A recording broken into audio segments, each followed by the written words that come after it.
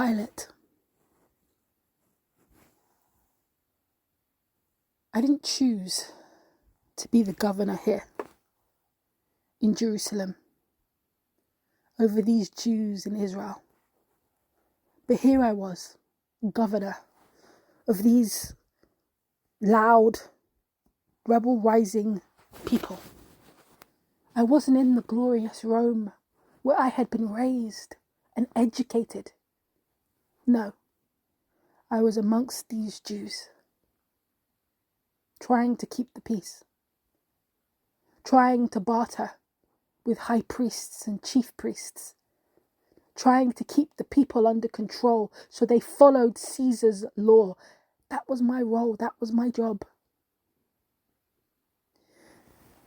And so, as the Passover, the Jewish festival, was approaching, I always tried to keep level-headed and an open mind to these Jewish festivals. There were so many of them, but as it was approaching, it was coming the time where criminals would be crucified, hung on crosses. And so we had our usual criminals lined up, ready, a man named Barabbas. And yet, I met a man who, I don't know what to make of him. The chief priests, the high priests, the scribes and elders, they brought him to me, bound, his hands cuffed. And they said to me, this man deserves to go on trial. He deserves to be killed and put to death. And his crime? Calling himself the King of the Jews. I looked at this man. He was not particularly handsome. He looked like an ordinary man. And yet there was an air about him. I asked him as he stood before me, are you the King of the Jews? And he responded very quietly, very simply, it is as you say. And that sparked a fury in the chief priest and the high priest and the elders. They began to shout and accuse him of blasphemy, spitting out his crimes, saying he deserved death. But he said nothing. Nothing at all. And I looked at him again. He had such a stillness about him, a quiet contemplation.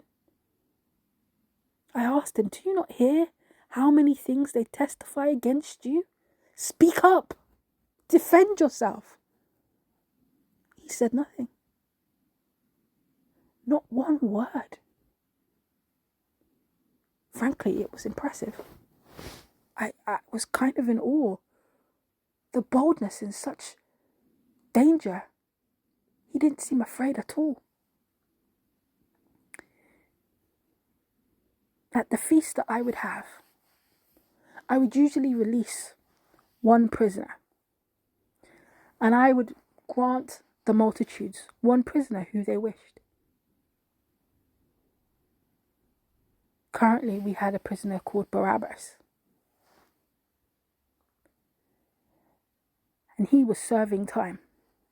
A notorious prisoner. And so, when I went to the people, to the crowd, and I decided I would put Barabbas against Jesus because he didn't seem guilty. He didn't seem deserving of death. Jesus didn't seem deserving of that. So I thought I would put him up against Barabbas, absolutely sure that the crowd would pick Barabbas to die and Jesus to be released. And so I asked them, who do you want me to release to you? Barabbas, who is the criminal, or Jesus, who is called Christ? I knew the priests and the elders and the scribes, they handed over Jesus because they were envious of him. He had the people on his side.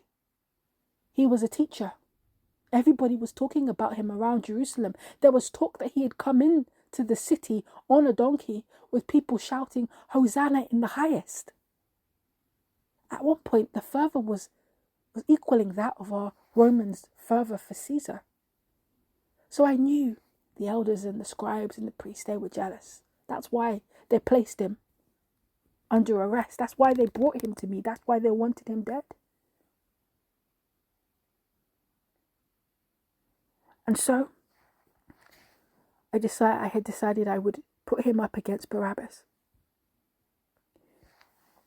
And yet my wife came to me while I sat judgment. She begged and pleaded to me, telling me not to have anything to do with this man. He's a just man.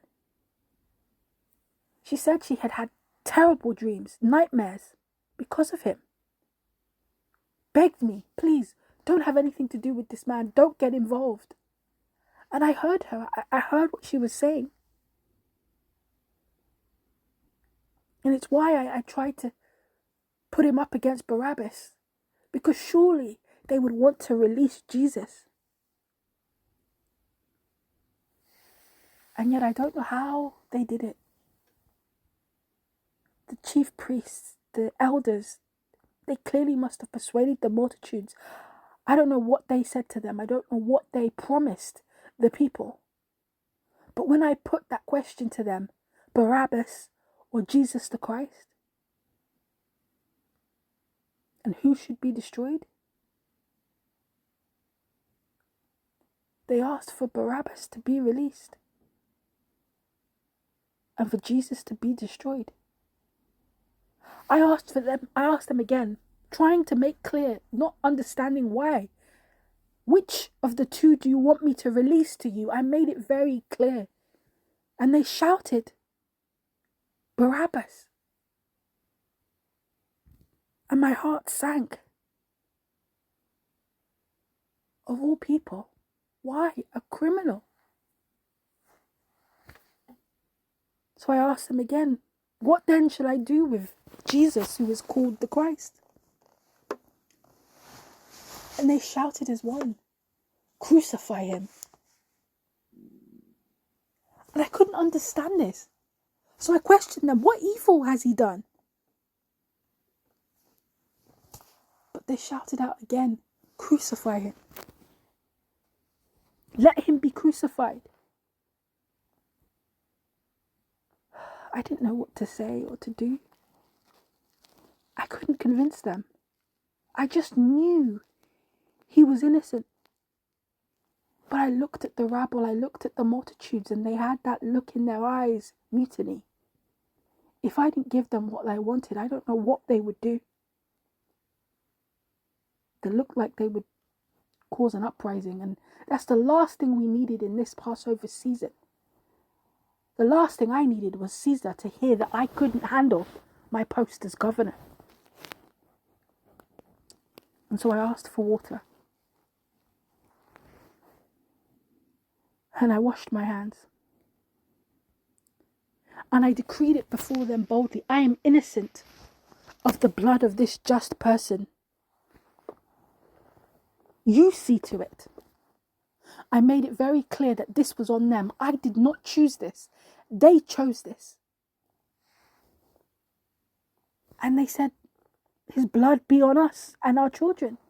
They actually said that the blood of this righteous man be upon them and their children. And so I did it.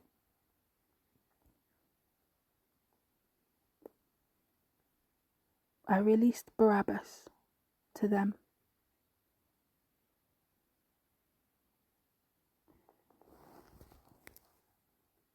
And I gave them Jesus to be crucified.